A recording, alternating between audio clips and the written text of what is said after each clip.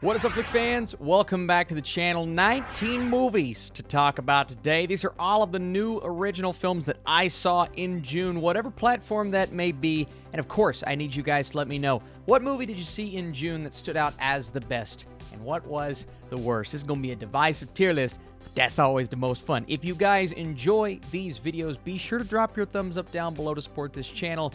And I want to move through these quick today. I say that, and I like to talk, but we're going to try to go quicker. All right, here we go. 19 movies. Going to start with Spirit Untamed, the revamp, reboot, whatever you want to call it, of Spirit, the classic animated DreamWorks film that I loved growing up. And I'll let you know right now, this did not have the magic that that movie had for me. But I will say that film hit me at the right age, and Spirit Untamed may do the same for young kids. It is more of a generic story, and even Jake Gyllenhaal can't really do too much for the voice work, even though he's really good in a couple of performances. Overall, it's a sweet movie for kids, but it's not necessarily one that's going to stick around for me and that I'm ever going to have any willpower to revisit. So Spirit Untamed goes on the meh tier. You know what doesn't go on the meh tier? That is Kevin Hart's Fatherhood that dropped on Netflix. I didn't know what to expect from this film. But you know what? Let's go ahead and get this out of the way. I thought it was genuinely a heartfelt movie and genuinely a good time. Now, it definitely has its cliches, and it does kind of move through things a bit quicker than I wanted it to. There's a time jump that feels very like, oh, okay, that's happening. But if you're looking for, and this is what I was looking for when going into the film, a great performance from Kevin Hart, some awesome chemistry between he and his daughter, and a story about, well, what's the title of the movie? Fatherhood. It's exactly what it gives you. It delivers on its promise, and it is close to that okay tier, but because of that performance, I gotta put it slightly on that good tier for me. Next up, The Conjuring. The devil made me do it. I realized I'm a bit higher on this movie than a couple of people, but that's okay. I thought it was yet another good time. I mean, The Conjuring is one of those franchises that I just love watching. There are some terrible movies. I don't like The Nun. I don't like Annabelle. But at the same time, you look at The Conjurings themselves, the first one works so well. One of my favorite horror movies of all time.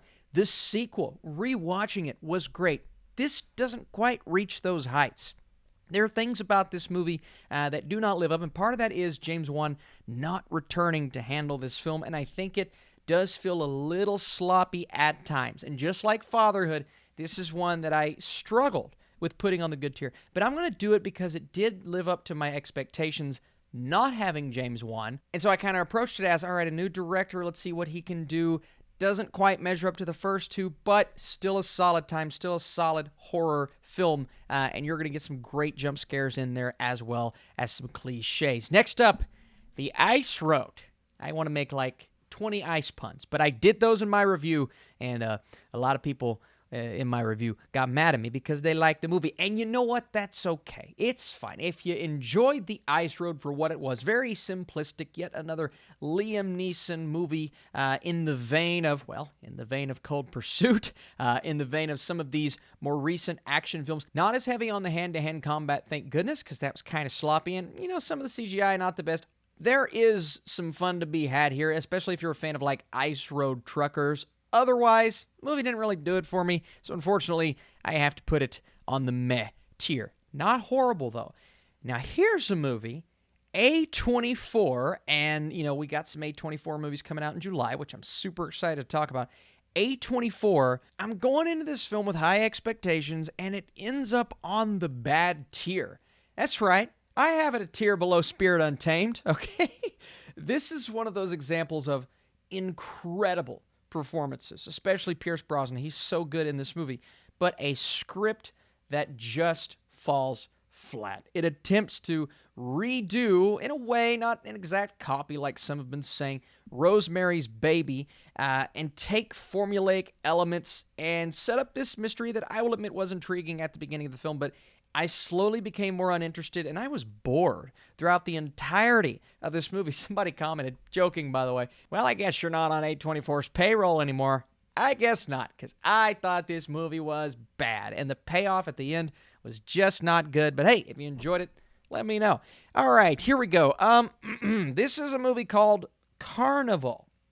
You didn't see a review from me because I just didn't have the willpower to review this film. Let's go ahead and throw this. Oh, man. What was this about?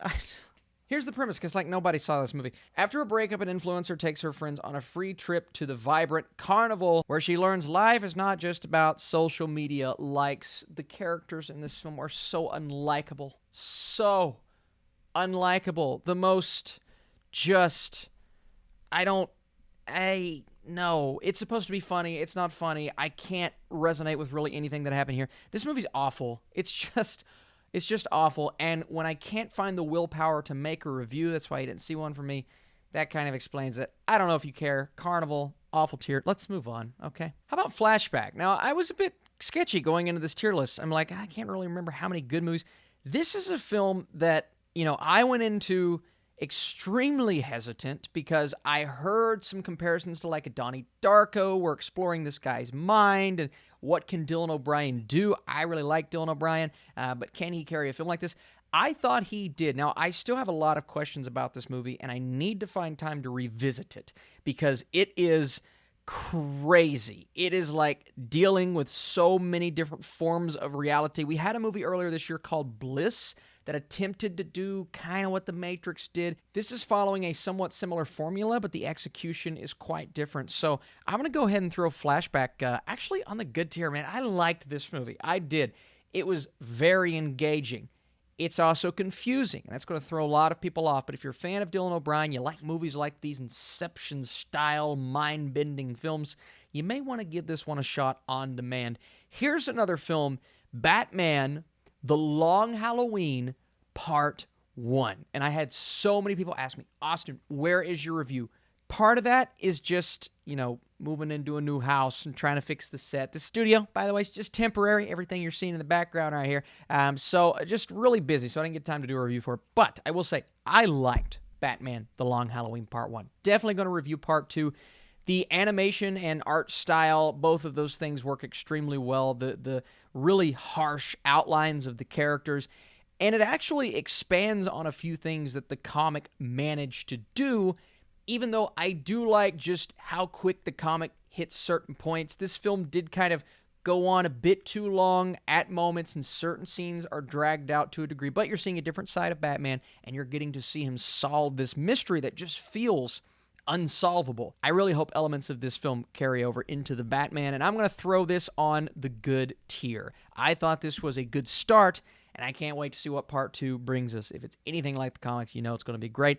Next up, Wish Dragon. Wish Dragon was an animated film that I really wanted to review. Again, with the move, didn't have time. But I'm going to go ahead and throw Wish Dragon on the okay tier. This is one that I think a lot of people are going to love for not only the message, but the relationship that our main character is in, and this dragon, and, the obvious comparison is going to be Aladdin. That's very clear what they were trying to do here. And they even, throw certain references in there that make you fairly sure that's what they're doing. But I don't see it as copying Aladdin. A lot of people said that in their review. For me, it's more of an homage, which I find very sweet and genuine, and that's what this film is. My big issue with it is the fact that it just didn't dive into most of its story points, except for the relationship between our main character and the dragon. There's a romance I needed more from. There's a villainous side of things I needed more from. Everything just falls a bit short, but the overall experience, I think, is going to really hit families, and that's why it's on the okay tier. Another movie that I'm throwing on the okay tier. Now, bear with me. Let's put the hitman's wife's, bodyguard's, uncle's, former roommate. I'm going to keep making that joke until people are sick of it. Look, this movie is not very well made. It's just not. Okay, let's get that out of the way. It's kind of ridiculous that I'm over here, talking smack on Fast and Furious 9 when this film is just as poorly put together. But I laughed a lot. And when you look at the entertainment value of a movie like this and the comedic timing of Ryan Reynolds and Samuel L. Jackson, and really everyone in this movie does exactly what they're supposed to do. So I got a lot of enjoyment from it, even though the other half of my brain, left brain, right brain, the other half's going, Austin, it's bad action. And if it was just an action movie, yeah, it would be on the bad tier. but it's not. It's also a comedy, and I laughed, so I'm going to throw it on the okay tier. Yeah.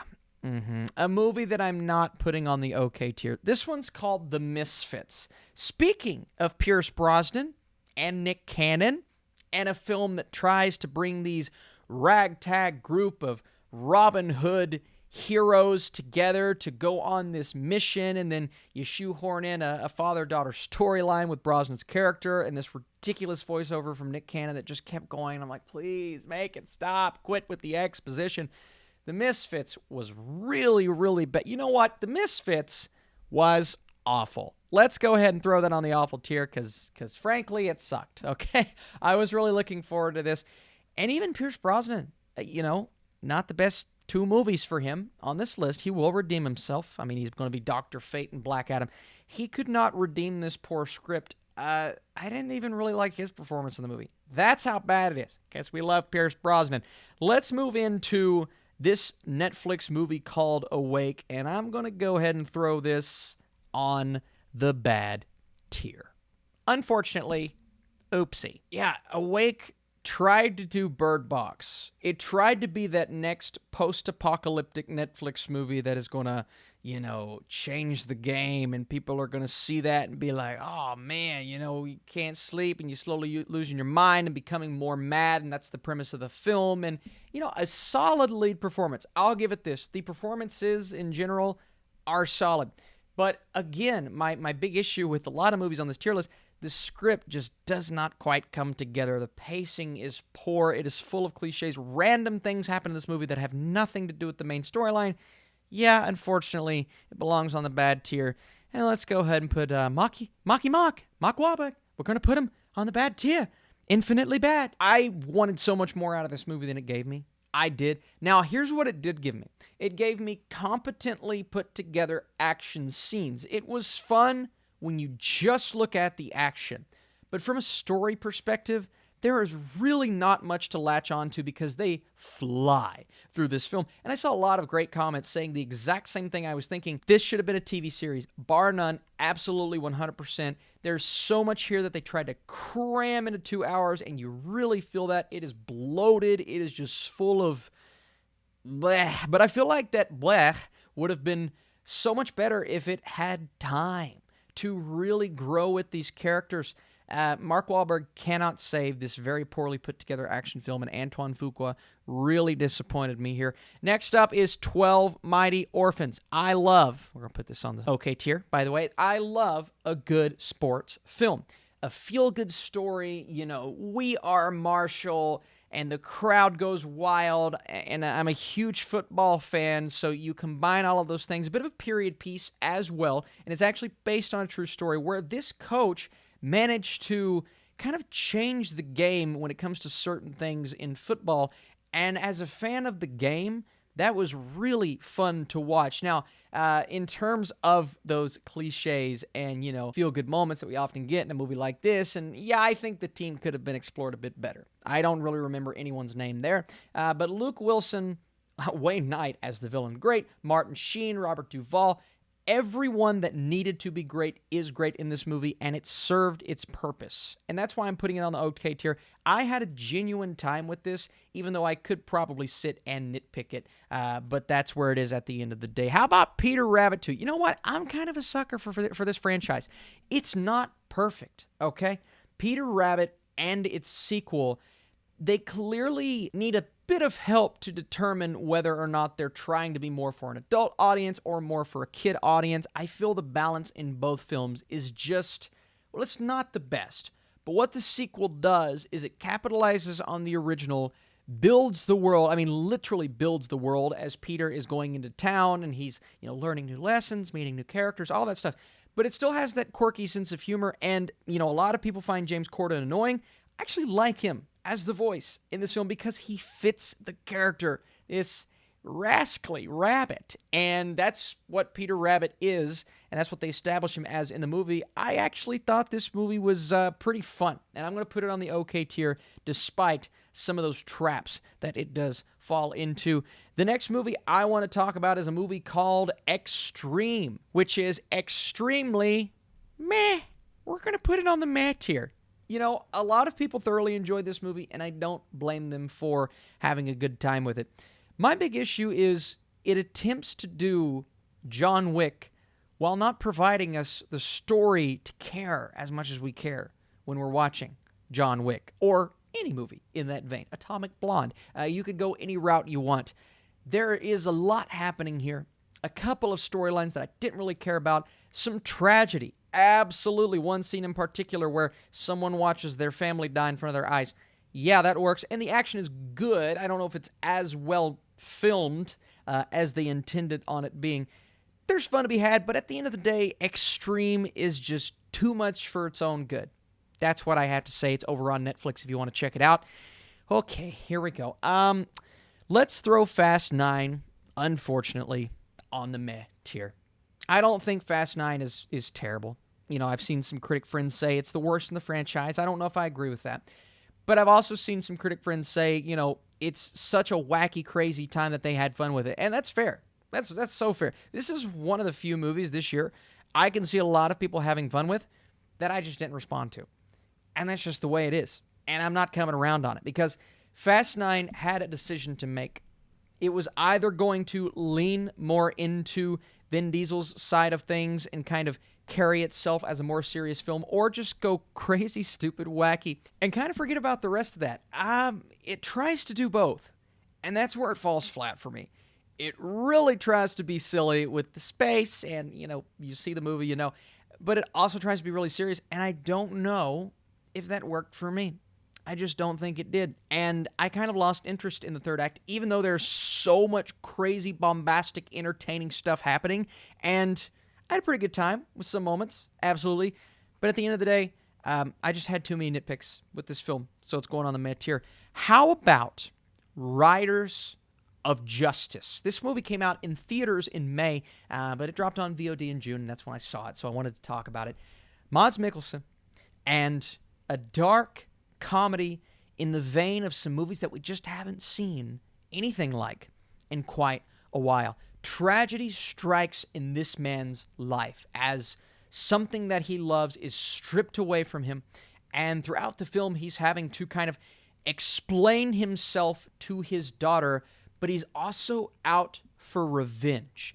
And he brings this group of people together that all share a commonality, and that's when they kind of, not only are they going on a mission, but they're also exploring each other's personalities. And the humor mixed with the darkness, mixed with the thrilling element and the intensity. I thought Riders of Justice was great. How about the first movie of the day? Going on the great tier, a film that I didn't even get the chance to review. This movie was great. Now, there's one element that did fall short of my expectations, and that is the pacing. There were times throughout the film when I found myself becoming a little bit less interested. That's really my only major nitpick that keeps it from being on that awesome tier. Performances, amazing. Direction, awesome. So different. Huge recommendation from me. I thought Riders of Justice was great. Okay, the last movie we're talking about before we do our final ranking is Luca, and Luca is going on the great tier. Look, I completely understand why a lot of people say what they say about this film. It isn't as, world-changing or soul-intensifying as Soul or Inside Out or Coco or Wall-E. It tries to do what Coco does, but it is more of a formulaic story, and I get that, absolutely. What I resonated with about this movie is not only the relationship between our two main characters here, but we bring in our third member. She's incredible. The voice cast behind all three of these kids are wonderful, and just the heart that this movie evokes all throughout, taking a look at this beautiful Italian culture and everything about Luca, visually, emotionally, the themes that we're diving into. It's all beautiful. Luca is a beautiful, beautiful Pixar movie. It isn't, what a lot of people expected it to be, but for me, that's okay. I'm okay with it being what it was and the more simplistic story than maybe we're used to from Pixar. Man, I thought this movie was great, but that's it. That's all the movies, all 19. Let's get into my final ranking. And of course, we're going to start at the bottom. Folks, we need to pause just a second. I'm right in the middle of editing, and you know what I just realized? I saw In the Heights in early May. Didn't put it on that tier list, didn't put it on this one. It is completely my fault. So if you're wondering where In the Heights ranks, it would be on the great tier at the top of my list. I loved that movie. It was just a weird release date and early screening for me. So we'll get back to this list, but just know In the Heights, it's going to be at the top of the list. Okay. And wow, at the bottom, I'm going to keep Misfits in that spot, followed by Carnaval. Next up, I think Awake is the worst movie on the bad tier, followed by False Positive, and then Congratulations Infinite. You're the best movie on the bad tier. On the meh tier, at the bottom, we're going to go Spirit Untamed. You know what? Actually, that looks pretty good. I'm going to keep Fast 9 at that spot, followed by Xtreme, which was just a tiny bit more fun. And then The Ice Road, because, you know, I'm a sucker for Liam Neeson, on the okay tier. Now, here's where we start getting into the good stuff. At the bottom, I'm going to keep Peter Rabbit 2 in that spot, followed by The Hitman's Wife's Bodyguard. And then it's actually very close between these two, but I'm going to put 12 Mighty Orphans above Wish Dragon, meaning 12 Mighty Orphans is fairly close to that good tier on the good tier. How about The Conjuring? The Devil Made Me Do It at the bottom. And now we're into the top 5. At number 5, I have Fatherhood, starring Kevin Hart. At number 4, let's go Flashback. I think Batman The Long Halloween Part 1, while not great, had so many good elements, it deserves that 3 spot. Number 2, number 1 in the month of June. Let's see, where are we going to go here? You know what? I may shock some people by doing this. I'm going to keep Luca at the 2 spot, which means Riders of Justice, right outside of my top 10 this year, is number 1 in June. Came out on VOD. Am I cheating? Probably. But you know what? That's when I watched it. It's a 2021 movie. And let me tell you guys, ultimate recommendation for me if you're into that genre. But Luca is great as well. 2 great movies. Now, probably wondering, Austin, why didn't you talk about Black Widow? And I've seen some other movies. Since the release date is a little further down in July, we're going to put that on the July tier list. And I need you guys in the comments down below. Hey, if you appreciate this video, please let me know. If you're not subscribed, that would be awesome. It is the best way to show support. And come back. I promise we'll be in the new studio very soon. You guys are the best. Tons of reviews this week. I'll see you later.